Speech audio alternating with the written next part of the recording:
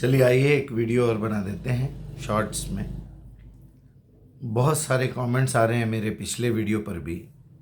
اب ظاہر بات ہے لوگوں کے پاس ٹائم ہے بکواس کرنے کے لیے. کچھ اچھے لوگوں نے بھی اچھے کامنٹس لکھے ہیں، ماشاءاللہ لکھا ہے محنت پہ، جو جانتے ہیں مجھے قریب سے. کیونکہ جتنی بڑی چیزیں ہوتی ہیں ذرا مشکل سے سمجھ میں آتی ہیں، اور خاص طور پہ لو لیول کے لوگوں کو.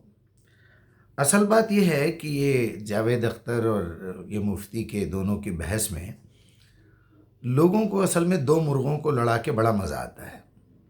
اور جتنے بڑے لیڈرز اور سیاستدان اور جو حکومت چلاتے ہیں وہ یہ چاہتے ہیں کہ عام لوگوں کی اس کمزوری کا فائدہ اٹھا کے اپنا الو سیدھا کریں. اب دیکھیے کچھ ہی دنوں میں آپ کو پتہ چل جائے گا کہ مفتی کس کام کا ہے گورنمنٹ کے. بہرحال اور بھی بہت ساری باتیں ہیں. اسلام کے خلاف کیسے استعمال کرنا چاہیے، اتنی آسانی سے پبلک کو سمجھ میں نہیں آئے گا. اس کے لیے وہ بات کا کنٹینیوشن میں کرتے ہوئے میں صرف اتنا بتاؤں گا، اور بھی دوسرے جتنے بھی ایتھسٹ ہیں ان کو بھی اور جاوید اختر کو بھی، کہ یہ موضوع کوئی نیا نہیں ہے. یہ بہت پرانا موضوع ہے، جب سے دنیا بنی ہے. ماننے والے بھی ہیں، نہیں ماننے والے بھی ہیں. اب پھر واقعات میں جانا پڑے گا. دنیا بنی، آدم کو بنایا، سجدہ کروایا، یہ سب جب آپ کو ماننا ہی نہیں ہے، جاننا ہی نہیں ہے، تو جب ماننا نہیں ہے تو جان کے کیا فائدہ ہے.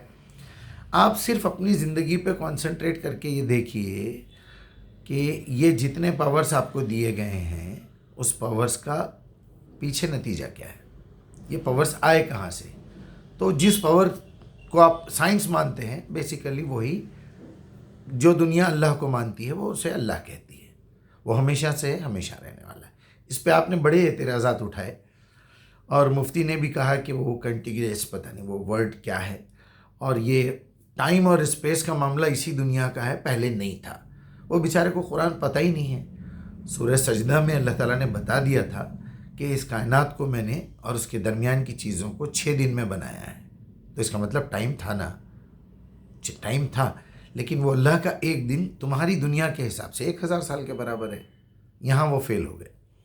ایمان کا مطلب نہیں سمجھا سکے. میرا جب پوڈ کاسٹ ہوا تھا جاوید اختر کے بیانات پہ، اس میں نے بتایا تھا ایمان اصل میں یہ 3 حصوں کے ٹاپ لسٹ والے کا نام ہے، جسے آپ فیتھ کہتے ہیں، جسے عربی میں حق الیقین کہتے ہیں. اس کے اوپر یقین ہے، یقین کو بلیف کہتے ہیں آپ. اس کے نیچے ہے ٹرسٹ، بھروسہ جسے کہتے ہیں آپ، عربی میں اعتماد بھی کہہ سکتے ہیں. سمپل لاجک ہے. کانوں سے سنی ہوئی بات کو بھروسہ یا ٹرسٹ کہہ سکتے ہیں آپ. علم الیقین، آنکھوں سے دیکھی ہوئی چیز کو بلیف کہہ لیجئے، یقین کہہ لیجئے، یا آئی وٹنس کہہ لیجئے آپ. وہ ہے عین الیقین. اس کے اوپر جو چیز ہوتی ہے جس میں کانوں سے سنائی بھی دے رہا ہے، آنکھوں سے دکھائی بھی دے رہا ہے، اس کے ساتھ ساتھ آپ وہ تکلیف یا خوشی کو محسوس کرتے ہیں، اسے ایمان کہتے ہیں، فیتھ. اب ظاہر بات ہے جس طرح ہمارے یہاں اسلام کا غلط انٹرپریٹیشن پہلے ہو چکا ہے کہ میں نے جو ہے ایمان لا لیا اللہ پر، آمنت باللہ و ملائکتہ، وہ تو آمنتو کا مطلب اس نے یہ سمجھا کہ میں بنا دیکھے بنا سوچے سمجھے مان لیا. اللہ کو ایسے لوگ پسند نہیں ہیں. اللہ اس کو مومن سمجھتا بھی نہیں ہے. کذالک الکتاب لا ریب فیہ ھدی للمتقین الذین یؤمنون بالغیب. جو چیز غیب میں ہے ہم اس کو مانتے ہیں. ٹھیک ہے مانیے، لیکن تحقیق کر کے مانیے. پہلے اسٹیپ پہ تو آپ کو مان لینا پڑے گا کہ آگے جانے کے بعد آپ کو ایک سگنل یا ایک راؤنڈ اباؤٹ ملے گا. تو جب آپ وہ کتاب پڑھتے پڑھتے آگے بڑھیں گے، زندگی گزاریں گے، تو وہ احساس جو اللہ سبحانہ و تعالیٰ اپنی کتاب کے ذریعے سے انسانوں کو سمجھاتا ہے، جو انبیاء آ کے بتا کے جاتے ہیں، وہ آپ کو ملے گا راستے میں. اگر ایک موبائل سے آپ دوسرے موبائل کو ڈائل کرتے ہیں تو بیل بجے گی، لیکن ایک جاہل کہے گا کہ اس کے درمیان تو کوئی کنیکشن ہے ہی نہیں، میں مانتا ہی نہیں اس کنیکشن کو. تو اس کو ایکسچینج دکھانا پڑے گا، اس کو ٹاور دکھانا پڑے گا. پھر بھی وہ بولے گا مجھے کوئی تار نظر نہیں آ رہا ہے. تو اس کو پورا الیکٹرانک سمجھانا پڑے گا، اس کو انجینئرنگ کروانی پڑے گی. تو اس کے لیے 4-5 سال کا وقت مقرر ہے. اس کے لیے کچھ کتابیں ہیں. بالکل اسی طرح اگر آپ اللہ کو سمجھنا چاہتے ہیں تو سب سے پہلے آپ کو اندیکھے ایمان لا کے قرآن پڑھنا پڑے گا، قرآن سمجھنا پڑے گا. پھر وہ پاور کے ساتھ اپنے کانٹیکٹ کو قائم کرنا پڑے گا. تب آپ کو سمجھ میں آئے گا کہ ایک ایسی ہستی ہے، ایک پاور ہے جو ہمیشہ سے ہے، ہمیشہ رہے گا. اس کے لیے کسی ٹائم کی قید نہیں ہے. وہ اللہ ہے، وہ کریٹر ہے، اس کائنات کا مالک اور خالق اور پروردگار ہے. وہ ہم کو پہلے کسی اور دنیا میں رکھ چکا ہے، وہاں ہمارا کریشن ہو چکا تھا، وہاں سے ہمیں اس دنیا میں بھیجا گیا ہے، یہاں سے ایک دنیا میں جانا ہے. اس دنیا کا اچھا برا، فائدہ نقصان، ہر طرح کی آزمائش کا وہاں پر آپ کو حساب کتاب ہونا ہے، اور آپ کو اس کی جو ہے کچھ مارکس ملنے ہیں یا کچھ سزا ملنی ہے. That's all. اتنی چھوٹی سی لاجک ہے. بچے کیوں مر رہے ہیں، وہ ریپ کیوں ہو رہا ہے، یہ میرے بھائی یہ چیزیں سمجھنے کے لیے آپ کو تھوڑے سے پریکٹیکل ہونا پڑے گا. ایک 10 سال کا بچہ اپنے باپ سے پوچھے گا کہ ابو میں کیسے پیدا ہوا، کہ تم اپنی ماں کے پیٹ میں سے باہر آئے. تم امی کے پیٹ پہ تو کوئی ایسی لکیر ہے نہیں، کوئی دروازہ تو کھلا نہیں ہے، کوئی اس میں ٹانکوں کے نشان بھی نہیں ہے، تو کیا امی کا پیٹ چیر کے مجھے نکالا گیا تھا؟ اب اس بچے کو سمجھانے کے لیے تھوڑی اس کی پرورش اور اس کی تربیت کی ضرورت ہے نا. وہ ایک لیول پہ جا کے سمجھ جائے گا وہ بات کو. آپ اس راستے پہ جانا نہیں چاہ رہے ہیں. جتنے ملحدین ہیں، جتنے یہ لوگ ہیں، اصل وجہ یہ ہے کہ آپ کے ملحد ہونے کی وجہ بھی یہ مولوی ہیں کہ انہوں نے قرآن کو غلط پیش کیا ہے. انہوں نے آدم کے بارے میں غلط تصور دیا، کن فیکن انہوں نے نہیں سمجھایا. انہوں نے آج تک جو ہے عیسیٰ علیہ السلام کی موت پہ یقین نہیں کیا. انہوں نے آج تک محمد الرسول اللہ کو خاتم النبیین نہیں مانا. انہوں نے آج تک قرآن کو پڑھا نہیں. انہوں نے آج تک قرآن کو سمجھا نہیں، اس پہ غور و فکر نہیں کیا. قرآن کو حفظ کرتے رہے. میں نے پچھلے بیان میں کہا تھا کہ یہ لوگ رٹا مارتے رہے.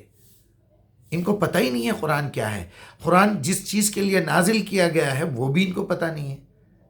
محمد الرسول اللہ کو یہ لوگ نہیں جانتے. یہ رٹا مارے ہوئے لوگ ہیں. اگر آپ کو اسلام سمجھنا ہے، آپ کو یہ ماننا ہے کہ میرے جانے کے بعد دو ہی باتیں ہو سکتی ہے، یا تو اللہ ہے یا نہیں ہے، رائٹ؟